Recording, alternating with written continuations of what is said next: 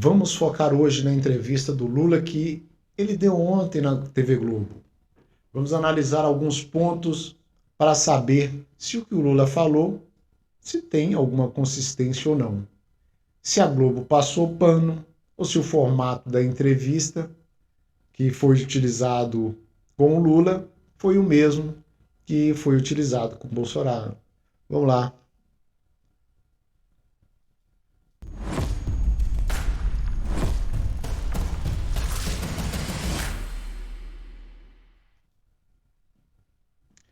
Como eu falei, ontem foi a entrevista do Lula na Globo e já revelo que foi uma novela de como explicar o inexplicável.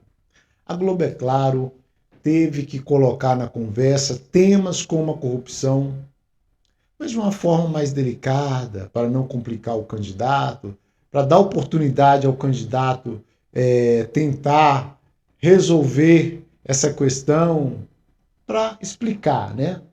Como a gente falou, o inexplicável. Porque como conversar com o Lula e não falar sobre roubalheira, corrupção, nos 16 anos que o PT passou no governo do Brasil? Mas o Bonner e Renata são craques, são habilidosos e a conversa foi um jogo de vôlei, como a gente viu, a Renata e o Bonner levantando a bola e o Lula só cortando. Vamos saber se o corte foi adequado mesmo. Mas com tanta sujeira que aconteceu nos governos petistas, a gente sabia que mesmo com os apresentadores facilitando, ele iria acabar se enrolando. E foi o que aconteceu. E o Milton Neves me ajudou e trouxe esse meme dessa conversa fiada aí. O Boni dando aquela ajeitadinha para o Lula.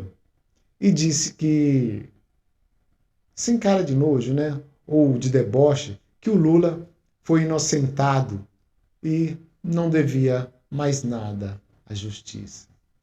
Aí eu achei que ele caprichou demais na passada de pano. Meu Deus. Será que alguma agência de checagem vai cravar um fake news no Bonner? Vamos ver. Vamos ver aqui. Aqui. O Supremo Tribunal Federal lhe deu razão. Considerou o então juiz Sérgio Moro parcial, anulou a condenação do caso do Triplex e anulou também outras ações por ter considerado a Vara de Curitiba incompetente. Portanto, o senhor não deve nada à justiça. Não foi bem o do Milton Neves, mas ele fez um meme também, ficou muito legal. Mas está aí a explicação do inexplicável, do Bonner, colocando essa fake news para todo mundo assistir. O Lula continua ladrão, Bonner. Ele não foi inocentado. O STF, que poderia, não teve coragem de torná-lo inocente. Eu não digo poderia, porque eles acham que podem tudo, né? Mas a Globo teve aí a cara de pau de inocentar o ladrão ao vivo. O que aconteceu, vamos explicar aqui mais adequadamente, né, da forma possível para a gente explicar aqui. O que aconteceu foi uma manobra do STF para deixar o Lula elegível. Depois dele ser julgado na primeira instância, ter sido condenado, confirmado na segunda instância e no STJ, depois passado pelo crivo do STF, que rejeitou alguns habeas corpus, o ministro Fachin, então, depois de 3 anos, o petista, o ministro Fachin, resolveu anular as condenações por erro de CEP. Isso só anulou o julgamento, não anulou as condenações, não anulou os crimes que ele cometeu. E o ex-ministro do STF falou dessa manobra, o Marco Aurélio Melo. Vamos ver aqui o que o Marco Aurélio falou. Ex-presidente Lula, que foi ressuscitado politicamente pelo Supremo. Eu, por exemplo, já votei no ex-presidente Lula, mas não votaria agora como ex-juiz.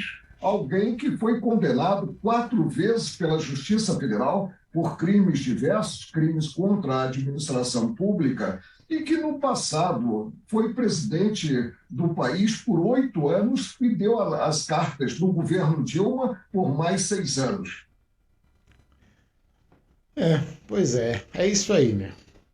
O Marco Aurélio foi só sair, se bem que até quando ele estava no STF, ele era algum contraponto lá. Já fez muita coisa errada também, mas geralmente ele era o contraponto desse pessoal que tentava inocentar os culpados.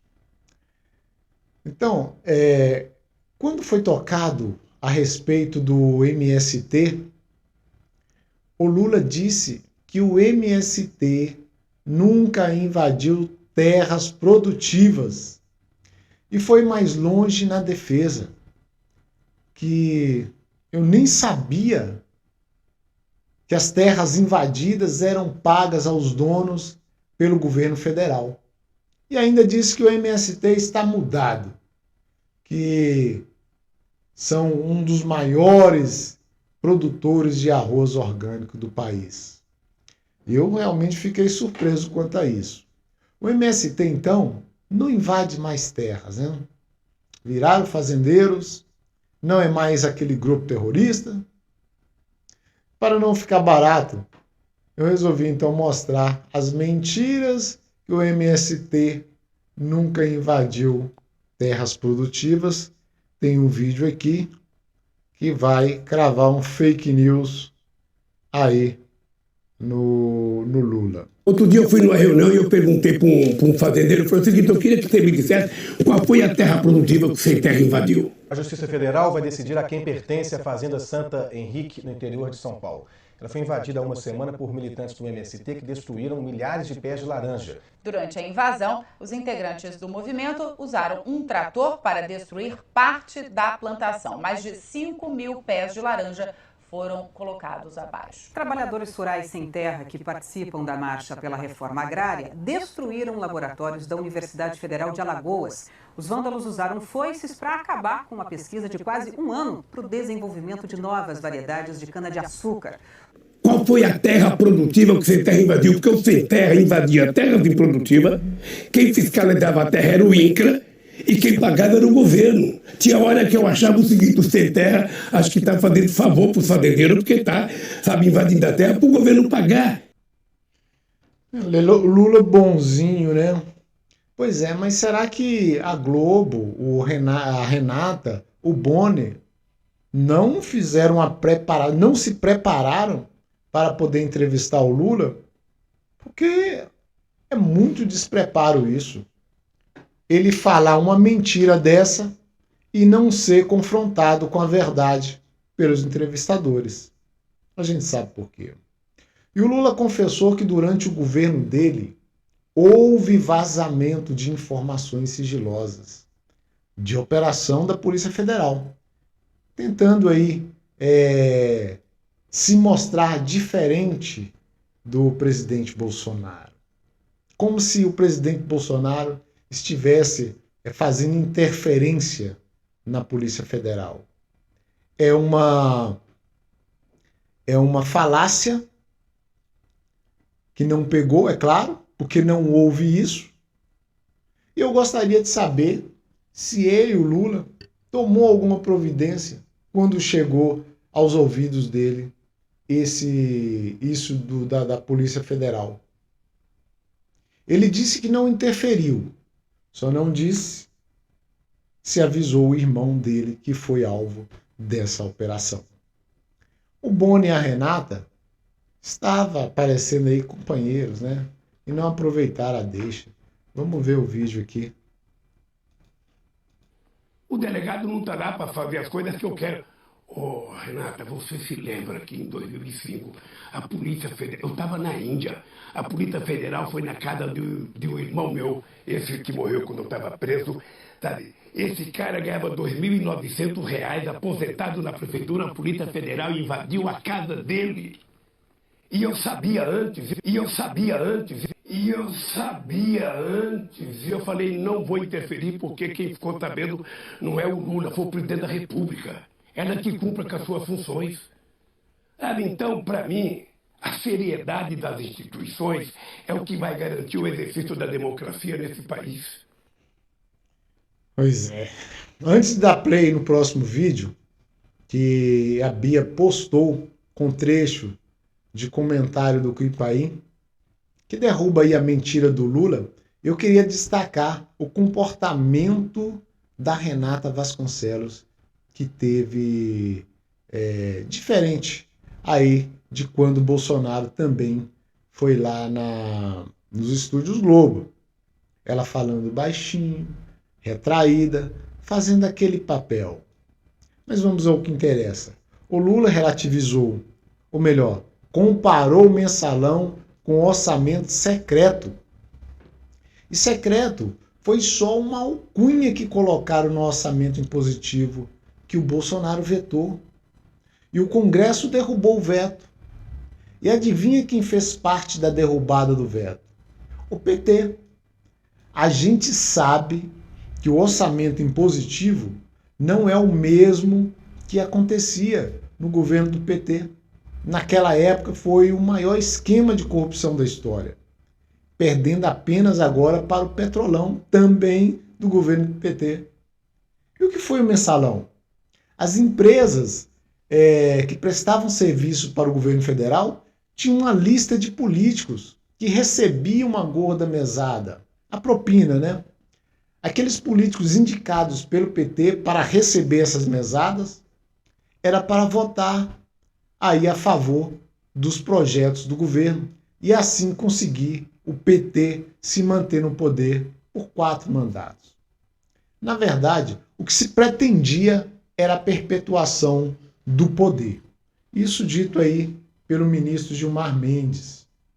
Acho que todo mundo se lembra aí, que é bem antigo esse vídeo do Gilmar Mendes. E as empresas, o que elas ganhavam? É claro, facilidades do governo federal. E todo aquele dinheiro para comprar os políticos depois seria, então, recompensado aí pela supervalorização dos contratos. E o tal orçamento positivo, poderíamos dizer sobre esse tal orçamento positivo que recebeu a alcunha aí de orçamento secreto. É o direito dos parlamentares destinarem os investimentos de certos valores para obras em seus estados. Não era roubo. Disso aí pode acontecer desvios? Claro que pode. Como já aconteceu em compras de ambulâncias. Já tivemos aí vários políticos envolvidos, e não foi agora no governo do Jair Bolsonaro. Mas pasmem, o Lula disse que o orçamento impositivo é pior do que o mensalão. O fato é que com essa declaração, ele está confirmando que houve o mensalão, que dias atrás ele estava aí negando que não houve mensalão. Então vamos ver o vídeo aqui do Lula. O senhor tem dito que o Centrão se formou lá atrás na Constituinte e que participou da base de todos os governos. Do de Fernando Henrique Cardoso, do seu, de Dilma, de Temer e agora de Jair Bolsonaro. Só que o relacionamento de governos do PT com o Congresso resultou em escândalos de corrupção, como o mensalão, por exemplo. Como evitar que isso aconteça novamente? Você acha que o mensalão, que tanto se falou, é mais grave do que o orçamento secreto? Vamos falar de orçamento secreto. Deixa eu lhe falar uma coisa. Vamos falar de orçamento secreto. Mais uma matéria da Globo, do jeito que o Lula gosta. Congresso derruba veto e governo terá de pagar emendas de relator segundo prioridades definidas pelos parlamentares. Segundo técnicos do Congresso, na prática, o governo pede a discricionalidade, a liberdade para decidir sobre os recursos, sobre as emendas de relator de rubrica RP9 que ficaram conhecidas como orçamento secreto. Bolsonaro vetou 2 vezes, 2019, 2021, só que 2021 derrubaram o veto de Bolsonaro. Foi o Congresso. Rogério Carvalho, do PT, deu voto decisivo para a aprovação do novo orçamento secreto. O orçamento secreto foi aprovado por causa do voto decisivo do PT. Foi o PT, em votação super apertada de 34 a 32, o voto do senador Rogério Carvalho, do PT de Sergipe, foi decisivo. Viu, Lula? Foi o PT. O PT. O voto decisivo foi o PT. Corrupção, né? Corrupção é corrupção. Mas o senhor mencionou o orçamento secreto. Como negociar, então, com o Centrão sem moedas de troca, como essa do orçamento secreto que o senhor critica tanto? Isso não é moeda de troca, Renato. Isso aqui é usurpação do poder. Ou seja, acabou o presidencialismo. O Bolsonaro não manda nada. O Bolsonaro é refém do Congresso Nacional. O Bolsonaro sequer cuida do orçamento, Renata. Sequer cuida do orçamento. Isso nunca aconteceu desde a proclamação da República. Isso ele falou certo. Não é um toma lá da cá. É usurpação do poder, é claro. É legal? É legal, porque foi votado no Congresso Nacional. E o governo vetou, igual falou o Kim Paim aí, por 2 vezes. O Renato e o Bonner sabia disso e não retrucou. Sabia e não quis entrar mais nessa questão. Porque para eles não vale a pena, que ia colocar em xeque o candidato Lula, né? Então, deu para entender muito bem qual que é. E o Lula ainda fica querendo jogar nas costas do presidente da República essa situação aí de orçamento participativo, que não tem nada a ver com o governo, foi tudo criado lá pelo Congresso. E teve mais um vídeo aqui que eu vou mostrar, que é a respeito da corrupção. O Lula se mostrando um defensor da anticorrupção, vamos ver. Mas como evitar escândalos de corrupção como que houve? Você punindo as pessoas, denunciando as pessoas. O que eu acho maravilhoso é denunciar a corrupção. O que é grave é quando a corrupção fica escondida. Por isso que eu acho importante uma imprensa livre, porque se eu votar eu também vou regular os meios de comunicação desse país. Por isso que eu acho importante uma justiça eficaz, porque se tiver um problema de corrupção, Renata, tem que ser denunciado. O esquema de corrupção na empresa sugou outros 70 bilhões. De serviços da Petrobras era repassada ao PT. Todos sabiam que isso ocorria. Entre eles, Luiz Inácio Lula da Silva. O senhor falou em qualquer lugar tem que ser denunciado. Não é possível você ficar guardando a corrupção sem levar em conta o prejuízo que aquilo traz à sociedade brasileira. Pois operam no vermelho desde que entraram em operação. É o caso da Sete Brasil, que acumula prejuízo de 26 bilhões de reais. Viu aí, Renata e Bonner? É isso que é corrupção. E não houve perguntas incisivas que deixasse o Lula sem conseguir responder. Aí deu chance para ele responder todas as perguntas. Na verdade, foi criado essa condição para ele responder. Mas não esperávamos coisa diferente, né? E para terminar, vamos ver o que a agência de checagem aos fatos apurou na entrevista aí do Lula. E a Bia, que fez a postagem, disse: em uma thread dos aos fatos, com 7 checagens, 5 foram mentiras e a única verdade. Que ela falou, né, foi referente à inflação. E na hora da entrevista, ninguém da Globo, né? Ninguém da Globo para falar com Renato Boni para corrigir o Lula. Ninguém. E ele seguiu, então, seu comício televisivo. Vamos ver aqui essa postagem da Bia. Aqui, aos fatos. Então, vamos aí, ó. Primeiro aí. No telejornal da Globo, Lula afirmou que o COAF Conselho de Controle de Atividades Financeiras, foi criado enquanto o PT estava no poder. Aí a agência de checagem vem e fala: é falso, pois o conselho surgiu no governo do ex-presidente Fernando Henrique. Mentiroso Lula. Vamos a outra aí, o que o Lula falou durante a entrevista, né? Lula creditou ao seu governo a criação da lei contra a lavagem de dinheiro. E a agência de checagem veio cravando um fake news aí para o Lula. É falso, pois a lei 9.613 foi em 1998 e tipificou o crime de lavagem de dinheiro e ocultação de bens. Foi sancionada no governo FHC em 98. E vamos a outra aí. Ao criticar o que considera ser interferência política na PF, Lula argumentou que nunca trocou um diretor de instituição durante seu governo, o que é falso. Vamos a outro. Ao elencar realizações no seu governo, Lula disse que fez uma reserva de 370 bilhões de dólares. Gravado também fake news para o Lula aí. Em 31 de dezembro de 2010, último dia do segundo mandato de Lula, o Brasil tinha 288 bilhões em reservas, segundo o relatório do Banco Central.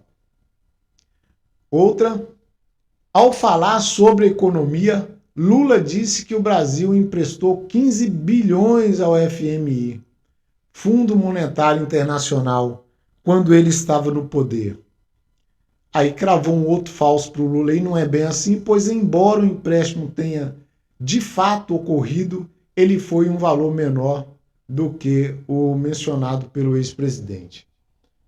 O último aí, os 3 procuradores-gerais da República indicados por Lula, Cláudio Lemos, Fontenelle, Antônio Fernando Barros e Silva de Souza e o Roberto Monteiro Gurgel Santos, fazia parte da lista tríplice da ANP.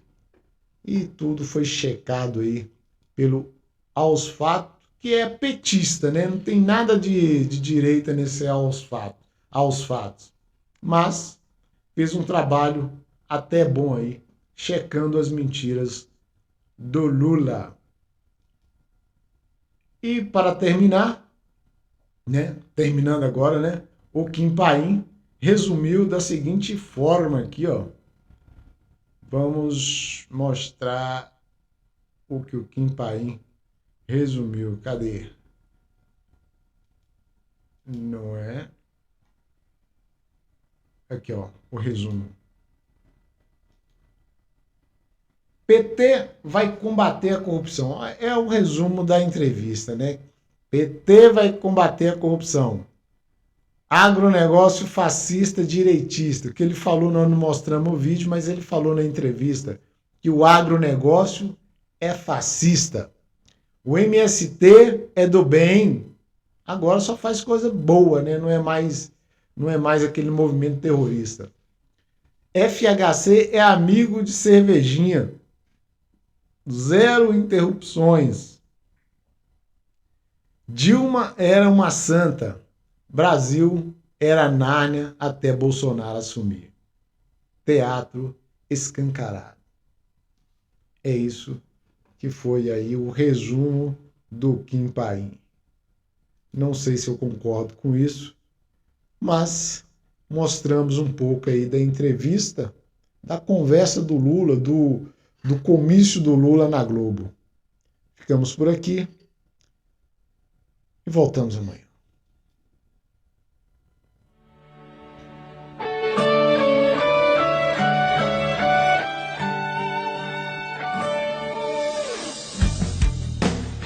Alô Brasil, é o capitão do povo que vai vencer de novo. Ele é de Deus, você pode confiar. Defende a família e não vai te enganar. É o capitão do povo que vai vencer de novo. Igual a ele nunca existiu. É a salvação do nosso Brasil. no mito eu boto fé. É ele quem defende a nação e tem nossa bandeira no seu coração. Ei, está em nossas mãos. Temos a chance de novo de cuidar do nosso povo e gritar: Brasil acima de tudo e Deus acima de todos. É o capitão do